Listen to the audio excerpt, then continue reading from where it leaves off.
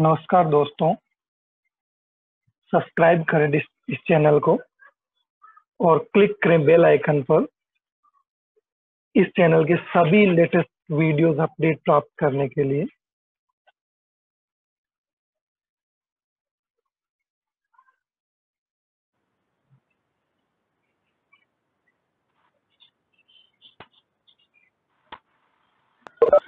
तो आज का अपना टॉपिक है एनसेम्बल ऑफ क्लासिफायर्स।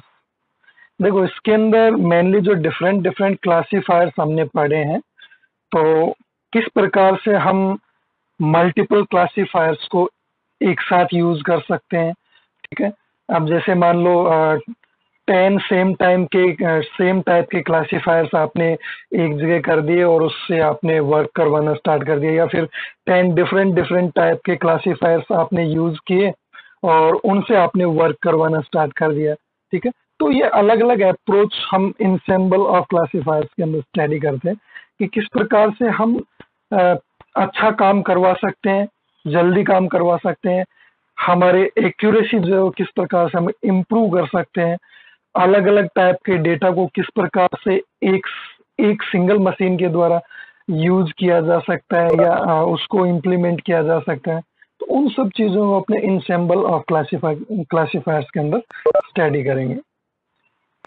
तो देखो, सबसे पहले मेनली अगर हमने इंसेम्बल की बात करें तो यहाँ पे देखो मल्टीपल क्लासिफायर्स होंगे और उनको आपको एक सिंगल एंटिटी के रूप में यूज करना है। ठीक है, तो सबसे पहले इसका इंट्रोडक्शन।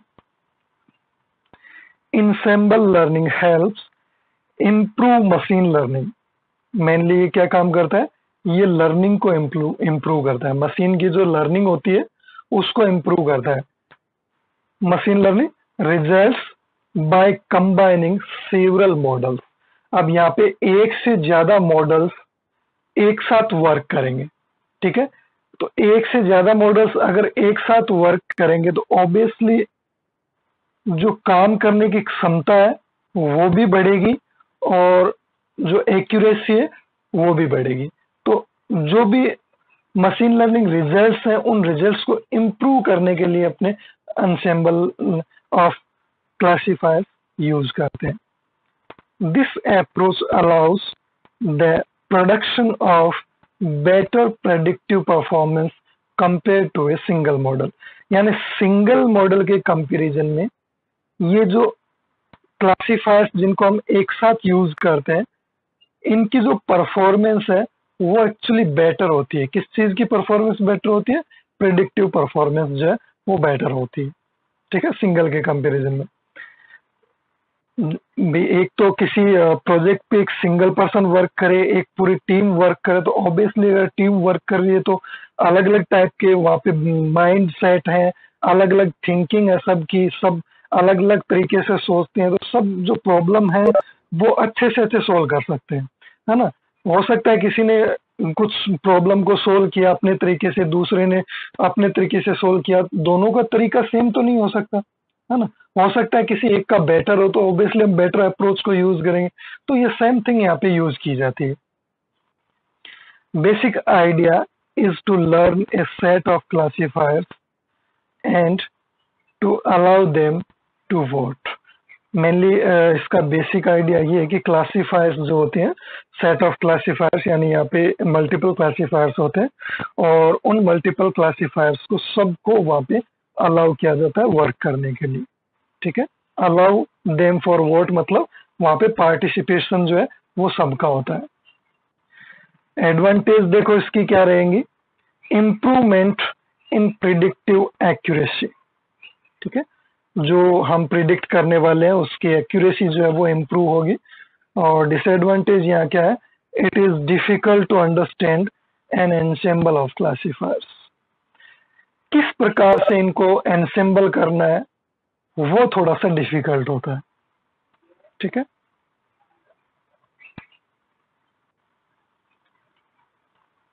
तो सबसे पहले देखो इस डायग्राम के अंदर हम इसको समझने की कोशिश करते हैं।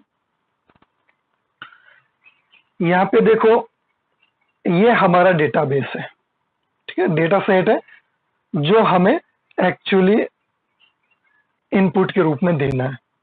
ठीक है, और ये हमारे क्लासीफायर्स हैं। ठीक है, C1, C2, ठीक है, Cn तक, Cn-1। ठीक है, यहाँ पे मान लो डॉट डॉट है।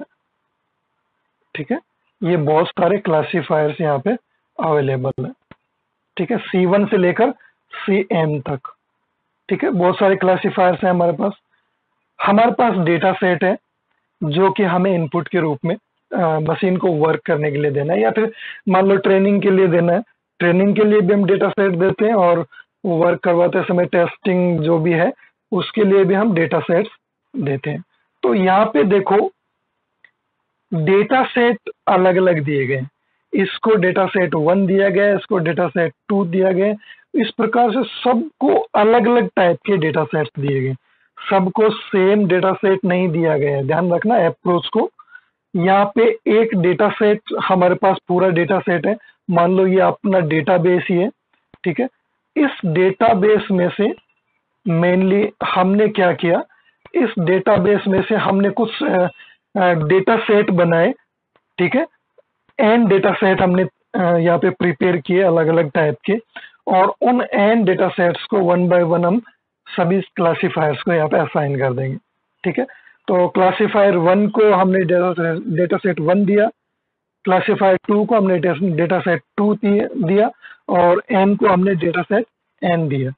ठीक है, तो सभी क्लासीफायर्स को हमने अलग अलग टाइप के डेटा सेट्स जो असाइन किए हैं यहाँ पे। ठीक है, अब ये सब पे वर्क करके और फाइनली इस क्लासीफायर को डेटा देंगे। ठीक है, इन सब ने सेपरेट सेपरेट सभी डेटा सेट पे वर्क किया, और डेटा सेट पे वर्क करने के बाद जो रिजल्ट है वो मेनली इस क्लासीफायर को दे दिया, और ये क्लासीफायर क्या करेगा, यहाँ पे इनको कंबाइन करेगा। ठीक है, यहाँ पे ये कंबाइन करने का काम करेगा।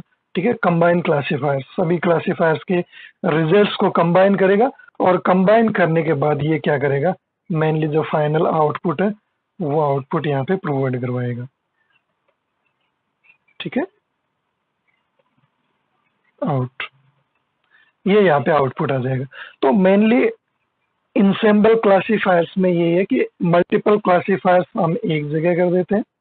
ठीक है, और उनके लिए फिर हम अलग अलग डेटा सेट्स क्रिएट करते हैं, और उन डेटा सेट्स को फिर हम आगे क्लासिफिकेशन के लिए सेम ये ऐसे ही है जैसे आप ऑपरेटिंग सिस्टम के अंदर मल्टी प्रोसेसिंग ऑपरेटिंग सिस्टम को स्टडी करते हो, जिसमें एक से ज़्यादा प्रोसेसर्स आपके लगे हुए होते हैं। तो मेनली मल्टी प्रोसेसर्स का काम भी वही होता है कि जो भी टास्क होता है उस टास्क को डिवाइड कर लिया जाता है सभी प्रोसेसर्स के द्वारा, फिर वर्क करके जो भी रिजल्ट आता है उस रिजल्ट को कंबाइन कर दिया जाता है। तो सेम थिंग यहाँ पे हो रही है, एक डेटा सेट को यहाँ पे डिवाइड कर लिया जाएगा, सबके द्वारा प्रोसेस करके उसको सेपरेट किया जाएगा, क्लासिफाई किया जाएगा, और देन रिजल्ट को कंबाइंड कर दिया जाएगा।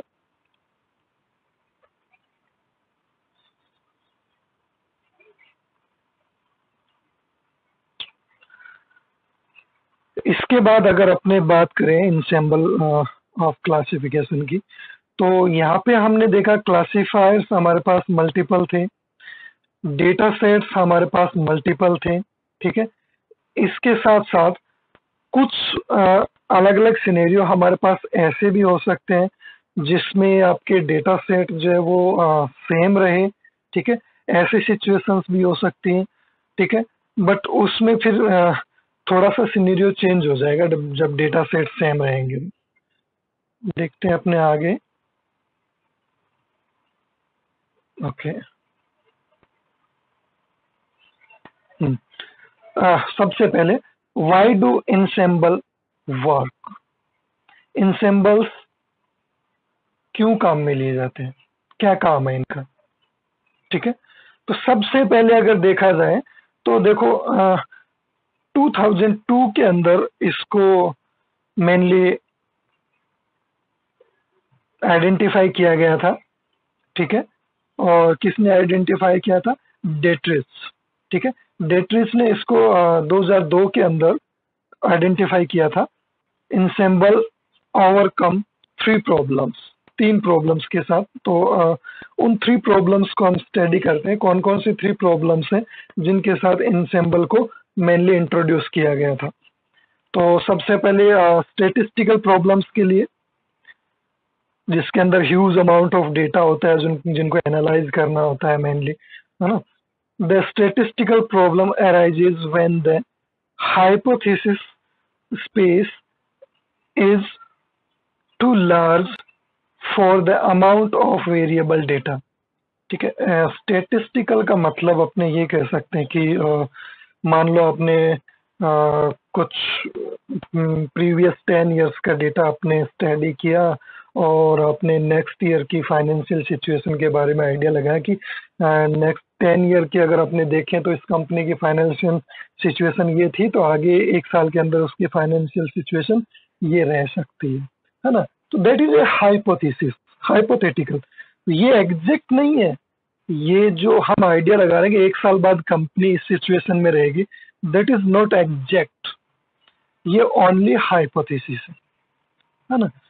कल बारिश होगी, that is also a hypothesis. हो गई तो ठीक है, हाइपोथेसिस इज प्रूव्ड, नहीं हुई तो कोई बात नहीं, हाइपोथेसिस इज रिजेक्टेड, है ना। तो हाइपोथेटिकल हम उनको कहते हैं जो किसी बेस पे हम आइडिया लगाते हैं बट एग्जैक्ट नहीं होता है।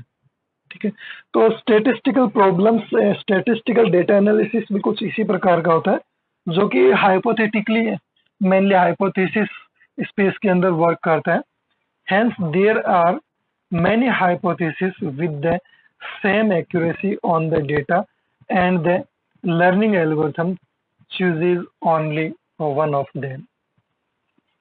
तो अगर हम अलग अलग क्लासीफायर्स यूज करें, अलग अलग क्लासीफायर से हम स्टैटिस्टिकल डेटा को एनालाइज करें, तो मान लो अलग अलग डेटा से हमारे पास हाइपोथेसिस जो है वो यहाँ पे अलग अलग प्रेडिक्शंस दे रही है। यानी मान लो आपने 10 डिफरेंट क्लासीफायर से डेटा को एनालाइज किया और वहाँ पे आपके पास 10 डिफरेंट रिजल्ट्स आए, बट कहीं ना कहीं वो रिजल्ट्स ज्यादा डिफरेंट नहीं होंगे एक दूसरे से, है ना। हो सकता है उनकी एक्यूरेसी जो है वो ऑलमोस्ट सेम हो, ठीक है, बट फिर भी सेलेक्ट तो उनमें से कोई एक ही किया जा सकता है। अगर आपने 10 डिफरेंट यूज किए तो आप 10 के 10 तो सेलेक्ट कर ही नहीं सकते, आपको तो केवल एक सॉल्यूशन वहां पे सेलेक्ट करना पड़ेगा। इसलिए यहाँ पे देखो आपका जो इंसेम्बल है इसके अंदर 10 के 10 जो क्लासीफायर जो रिजल्ट दे रहे एक्चुअली उनका कॉम्बिनेशन हम यूज करते हैं। ठीक है, there is a risk that the accuracy of the chosen hypothesis is low on unseen data। अब ये भी हो सकता है कि 10 डिफरेंट आपने यूज किए तब आपके पास जो एक्यूरेसी है वो लगभग सबकी सेम आ रही थी और आपने उन 10 में से कोई एक सेलेक्ट कर लिया। अब उसको जब नया डेटा दिया तो उसकी एक्यूरेसी बिल्कुल वर्स्ट आई। ठीक है, उस कंडीशन में आप क्या करोगे, है ना। आपका तो पूरा सिस्टम ही उस टाइम खराब हो गया, फिर आप वापस बैक प्रोपेगेट करोगे, दूसरे को सेलेक्ट करोगे, है ना। बट इंसेम्बल के अंदर ऐसा नहीं है, इंसेम्बल के अंदर 10 के 10 वर्क कर रहे हैं। अब उन 10 में से कुछ डेटा पे कोई क्लासीफायर अच्छा परफॉर्म करता है, कुछ डेटा पे कोई, अलग अलग डेटा की भी तो बहुत सारे नेचर होते हैं, अलग अलग नेचर के डेटा होते हैं। तो किसी नेचर पे कोई क्लासीफायर ज्यादा बेटर परफॉर्म करता है, किसी पे कोई ज्यादा बेटर परफॉर्म करता है। तो इंसेम्बल का ये सबसे बड़ा फायदा है कि वहां पे सारे के सारे क्लासीफायर्स आपके पास अवेलेबल है, उसमें से कौन अच्छा परफॉर्म करे कौन बुरा परफॉर्म करे आपको कोई फर्क नहीं पड़ता। आपके पास अगर उन सब में से एक भी अच्छा परफॉर्म कर रहा है तो आपके पास रिजल्ट जो है वो अच्छा ही आना है, एक्यूरेसी आपके रिजल्ट की जो हमेशा अच्छी आनी है। बट डिफरेंट के अंदर ऐसा नहीं है ना। आप पहले डिसाइड नहीं कर पाओगे कि कौन से डेटा के लिए कौन सा क्लासीफायर जो है बेटर रहेगा। तो ये एक इश्यू था। Second, computational problems. The computational problem arises when the learning algorithm cannot guarantee finding the best hypothesis।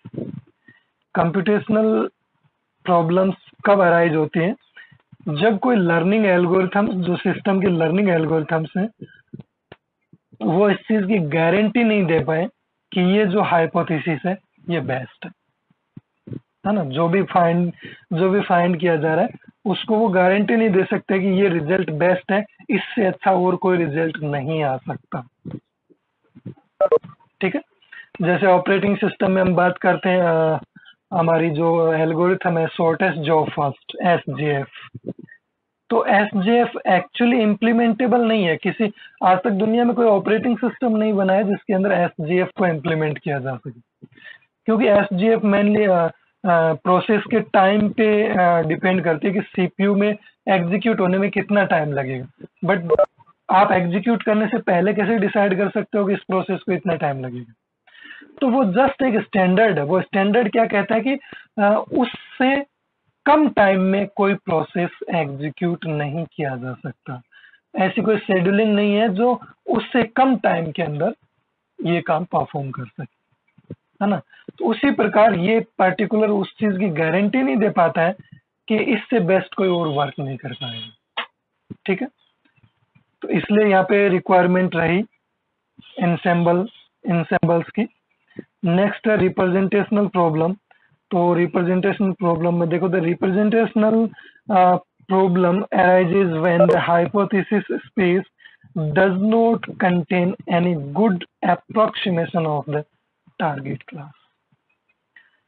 इसके अंदर मेनली तब इश्यूज सामने आते हैं जब पर्टिकुलर हमारा जो क्लासेज है, जो टारगेट है कि हमें एक्चुअली क्या चाहिए, अगर उसका ढंग से आइडिया हम नहीं लगा पाते हैं, उसका हमें बेसिक जो आइडिया नहीं लग पाता है, तो उस वजह से रिप्रेजेंटेशनल प्रॉब्लम्स जो है वो अराइज होती है।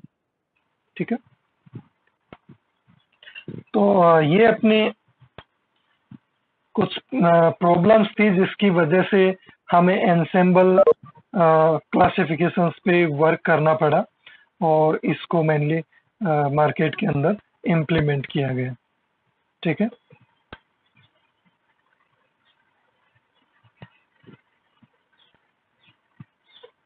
Next slide.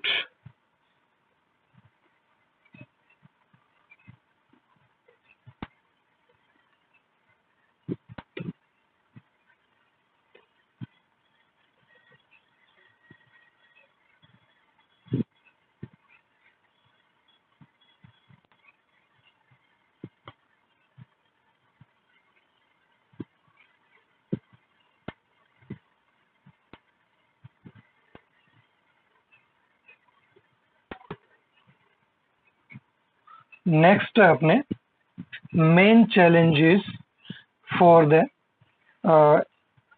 Implementing ensemble models. किस प्रकार से एनसेम्बल मॉडल्स को प्रिपेयर किया जाता है, डेवलप किया जाता है, इम्प्लीमेंट किया जाता है। ठीक है, तो मेन चैलेंजेस के बारे में हम यहाँ पे डिस्कस करेंगे, क्या क्या चैलेंजेस यहाँ पे हो सकते हैं इसको डेवलप करने में। The main challenges is not to obtain highly accurate base model, but rather to obtain base models which make different kind of errors। यानी मॉडल को यहाँ बनाना, बेस मॉडल जो है वो प्रिपेयर करना इतना मुश्किल नहीं है जितना कि उसकी जो एरर्स हैं उन एरर्स को मैनेज करना, है ना, एरर्स को मिनिमाइज करना वो ज्यादा इम्पोर्टेंट है। For example, in if ensembles are good for classification, high accuracies can be accomplished if different base models misclassify different training examples, even if the base classifier accuracy is low। अगर अपने example की बात करें तो मान लो किसी एक ensemble के अंदर आपने कुछ क्लासिफायर्स यूज किए, ठीक है, और उसको आप क्लासिफिकेशन के लिए यूज कर रहे हो, तो यहाँ पे आपके हाई एक्यूरेसीज रिक्वायर्ड होगी। एक्यूरेसी हमेशा हाई चाहिए हमें। ठीक है, इफ डिफरेंट बेस मॉडल्स, अगर अलग अलग बेस मॉडल्स उस पर वर्क करें, ठीक है, किसी डेटा के लिए अलग अलग बेस मॉडल्स अगर वर्क करें तो अलग अलग बेस मॉडल्स की ट्रेनिंग भी ऑब्वियसली अलग अलग ही होने वाली है। तो आप उनको अलग अलग वे में अलग अलग तरीके से ट्रेनिंग करते हो और उसके बाद अगर आप उनको डेटा देते हो तो एक्चुअली वो केवल उसी डेटा पे वर्क कर पाएंगे जो उस ट्रेनिंग से रिलेटेड। बट वहाँ पे 10 अगर डिफरेंट डिफरेंट आपने क्लासीफायर इंसेंबल कर दिए एक साथ और आपने 10 को सेपरेटली वहाँ पे ट्रेनिंग किया है तो मेनली वहाँ पे 10 डिफरेंट वेराइटीज ऑफ डेटा जो है वो वहाँ पे हैंडल करने की कैपेसिटी जो है डेवलप हो जाएगी। Methods for independently constructing ensembles, कौन कौन से मेथड्स हैं देखो।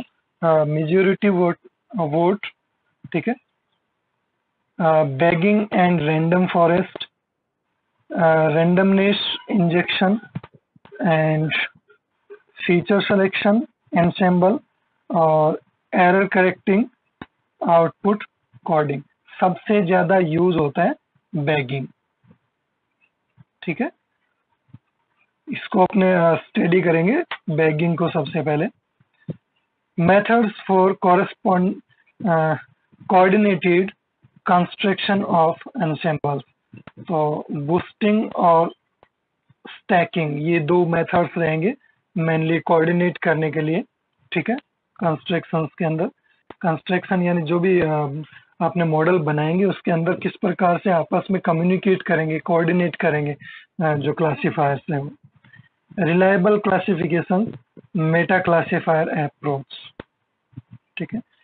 Core training and self training दोनों टाइप के यहाँ पे डिपेंड है कि सेल्फ ट्रेनिंग मॉडल्स भी डेवलप कर सकते हैं और कोर ट्रेनिंग भी यहाँ पे डेवलप किए जा सकते हैं। तो सबसे पहले हम बैगिंग स्टडी करने वाले और सेकंड हम रैंडम फॉरेस्ट स्टडी करने वाले, ठीक है। तो सबसे पहले हम बात करते हैं बैगिंग की।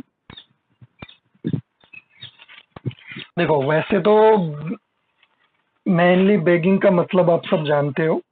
तो बैगिंग यहाँ पे बूट स्ट्रैप एग्रीगेशन होगा। एग्रीगेशन आपने डेटाबेस मैनेजमेंट सिस्टम में पढ़ा होगा, ठीक है। नहीं भी पढ़ा हो तो कोई खास यहाँ पे आपको उसकी रिक्वायरमेंट नहीं रहेगी, हम यहाँ पे अंडरस्टैंड कर लेंगे।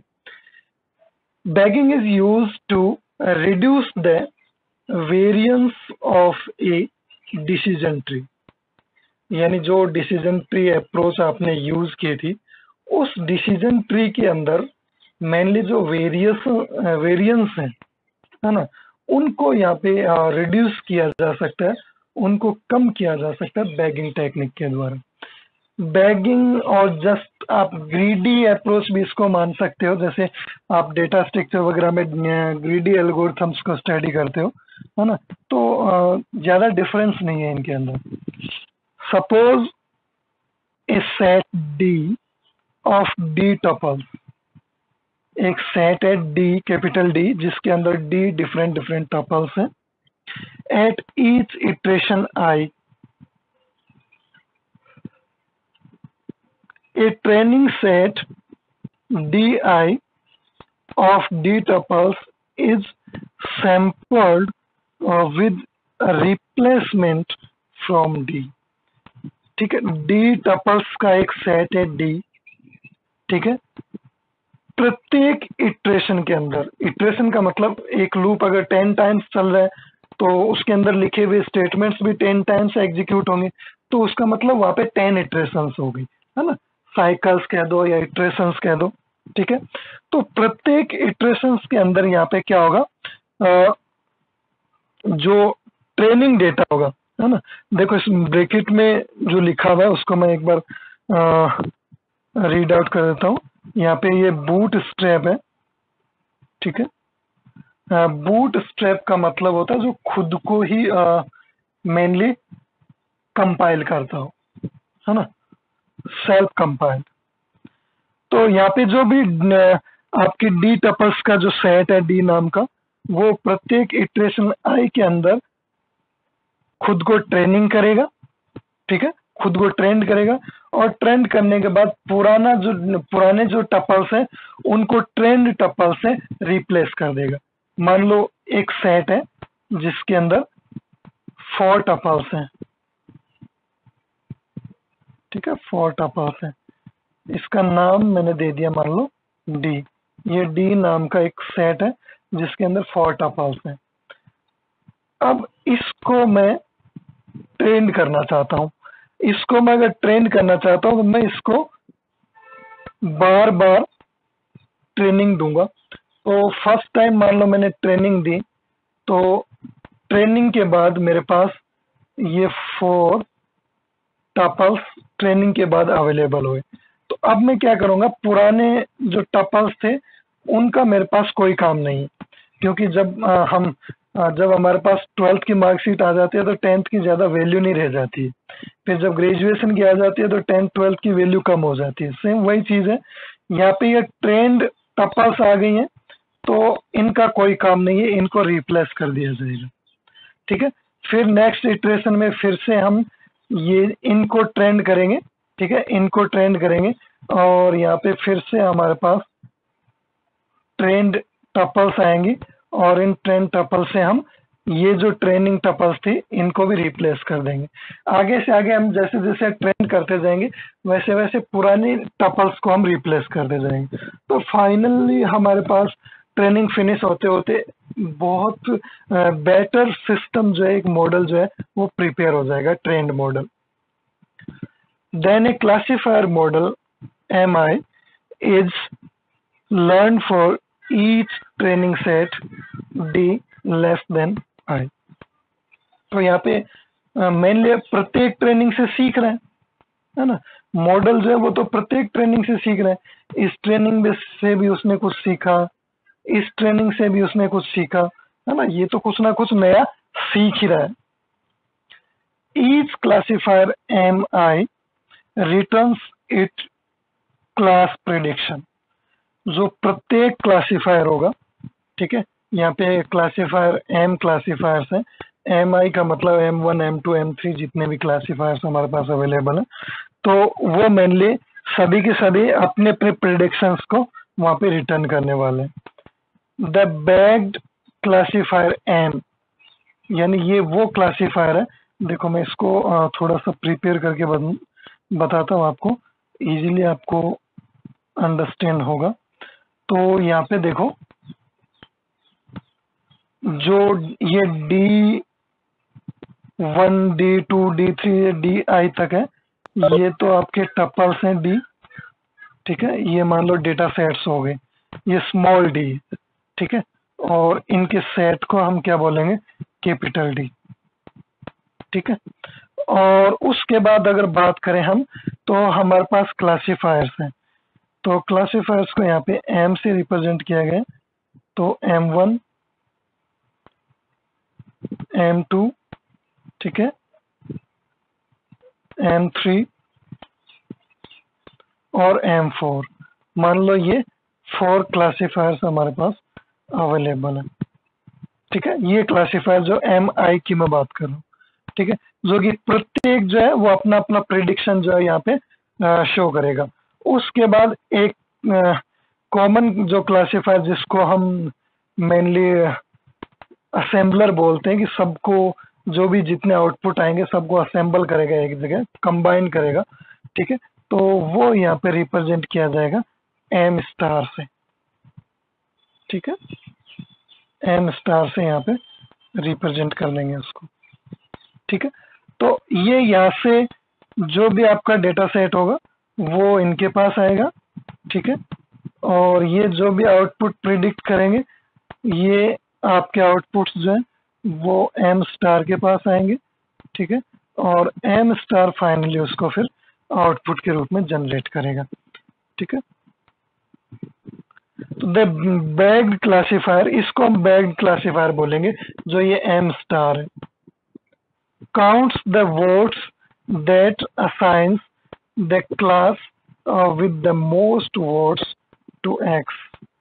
अब इसको यहाँ पे बैगिंग नाम क्यों दिया गया, देखो यहाँ पे M1 M2 M3 M4 जितने भी इनके प्रेडिक्शंस आएंगे, उन प्रिडिक्शंस के यहाँ पे वोटिंग की जाएगी। ठीक है, कि कौन ज्यादा बेटर है। ठीक है, इसीलिए इसको बैगिंग बोलते हैं, है ना। ये ज्यादा होगा केवल उसी को इम्पोर्टेंस देगा, यानी इसको ज्यादा से ज्यादा चाहिए, ग्रीडी कह दो या बेगिंग कह दो, ठीक है।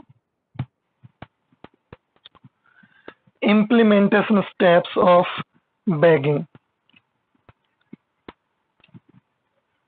Multiple subsets are created from the original dataset with equal tuples, selecting observations with replacement. तो यहाँ पे देखो, इसको बैगिंग को इम्प्लीमेंट करने के लिए सबसे पहले हम मल्टीपल सबसेट्स जो हैं उनको यूज करेंगे। और मल्टीपल सबसेट्स जो है वो काम क्या करते हैं, created from the original data. Original data जो भी डेटा होगा हम उससे ये सबसेट्स बनाएंगे, ठीक है। मान लो यहाँ पे मैंने 4 सबसेट बना रखे हैं, ठीक है। तो इन 4 सबसेट्स को यहाँ पे मेनली सबसे पहले क्रिएट किया जाएगा, ठीक है। Multiple subsets are created from the original data set with equal tuples, है ना, बराबर बराबर टपल्स यहाँ पे हम रखने वाले। Selecting observation with replacement. Next अगर अपनी बात करें, a base model is created on each of these subset. उन सभी सबसेट के लिए बेस मॉडल हम यूज करेंगे। तो ये बेस मॉडल ये है M1, M2, M3, M4, ये बेस मॉडल्स हैं, ठीक है। Each model is learned in parallel from each training set and independent of each other.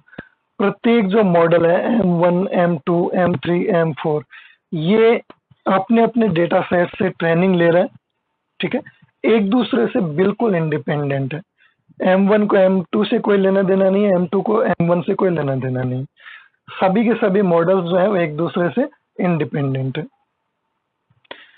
The final predictions are determined by combining the predictions from all the models. सभी model से जो भी determine किया गया था उसको एक मॉडल के अंदर कंबाइंड किया जाएगा और उससे फाइनल प्रेडिक्शन जो है वो कैलकुलेट की जाएगी।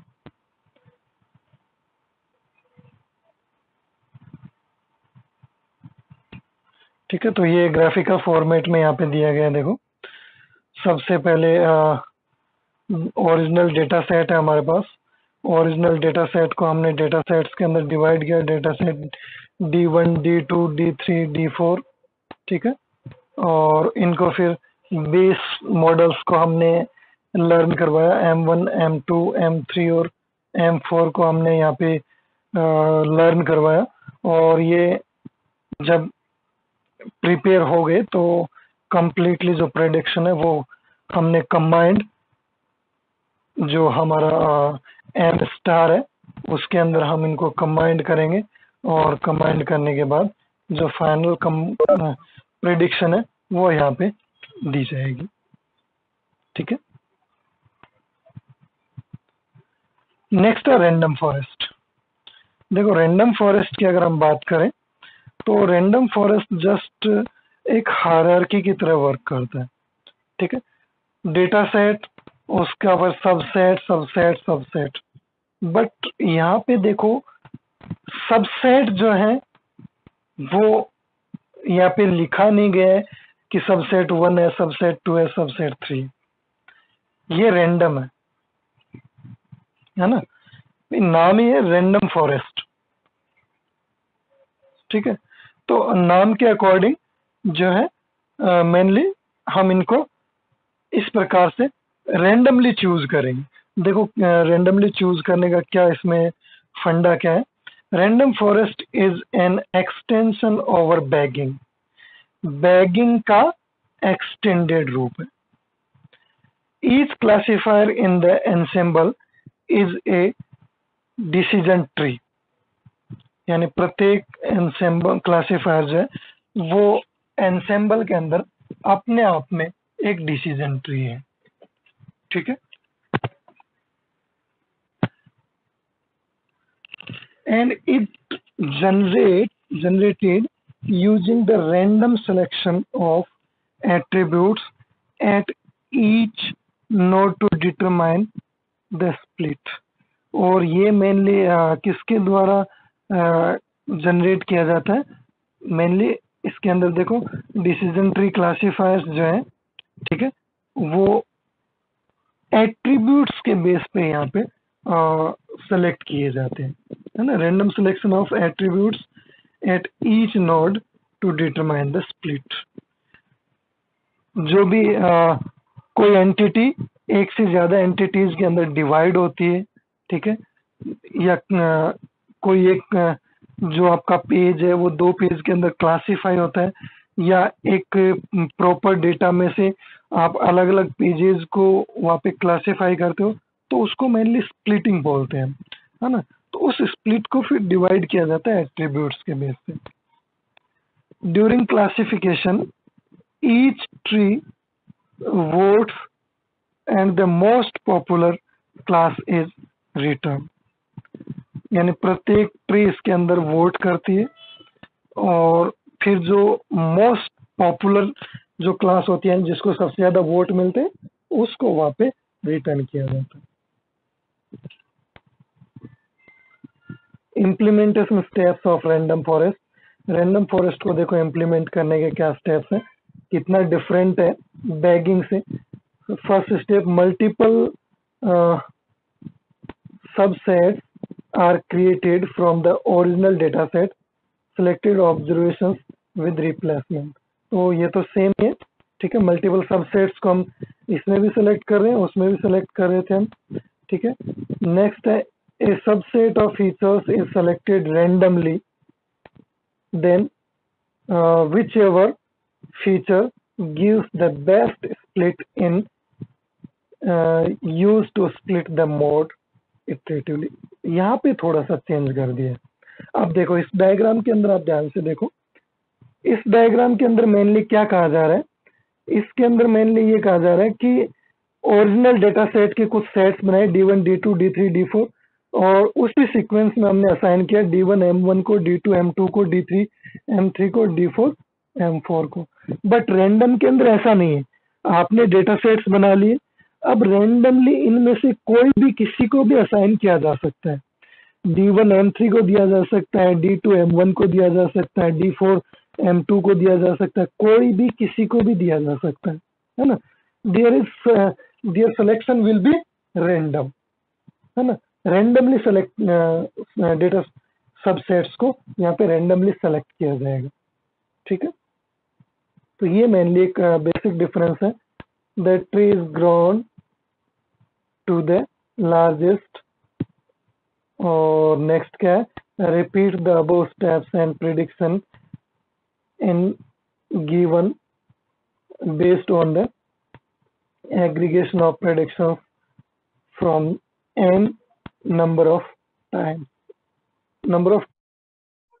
हेलो दोस्तों, चैनल को सब्सक्राइब करना ना भूलें, वीडियो को लाइक करें, शेयर करें और बने रहें आपके अपने चैनल पॉसिबल नॉलेज के साथ इसी तरह के लेटेस्ट वीडियोस पाने के लिए।